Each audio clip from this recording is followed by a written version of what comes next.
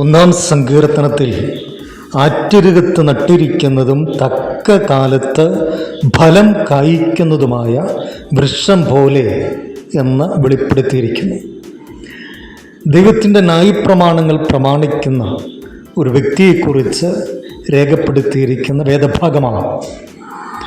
യേശുക്രിസ്തുവിനെ അനുസരിച്ച് ജീവിക്കുന്ന ഒരു വ്യക്തിയാണെങ്കിൽ അവൻ ആറ്റരുകത്ത് നട്ടപ്പെട്ടിരിക്കുന്ന ഒരു വൃക്ഷം പോലെയാണ്. എന്താണ് ആ വൃക്ഷത്തിൻ്റെ പ്രത്യേകത?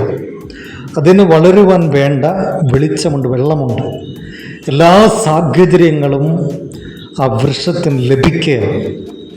അങ്ങനെയുള്ള വൃക്ഷം വേരൂന്നി വളരും, അതിൻ്റെ ഇല വാടിപ്പോകുകയില്ല, അതിൽ നിന്ന് ഫലം ഇല്ലാതിരിക്കത്തില്ല, അതിൽ നിന്ന് ഫലം പുറപ്പെടും.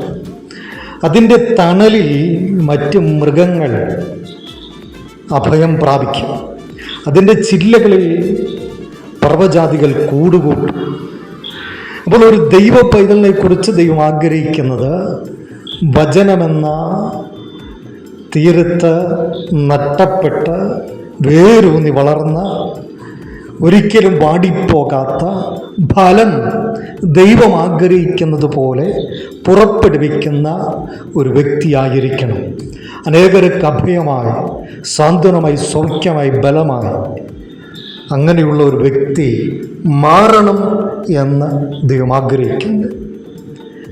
കർത്താവ് ആഗ്രഹിക്കുന്നത് പോലെ ആത്മീയമായി തഴച്ചു വളരുന്ന, അനേകർക്ക് അനുഗ്രഹമായി തീരുന്ന, കർത്താവ് ആഗ്രഹിക്കുന്ന ഫലം കൊടുക്കുന്ന ഒരനുഭവത്തിൽ ജീവിപ്പാൻ യേശു കർത്താവ് നമ്മളെ സഹായിക്കട്ടെ. യേശുവിൻ്റെ നാമത്തിൽ തന്നെ ആമേൻ.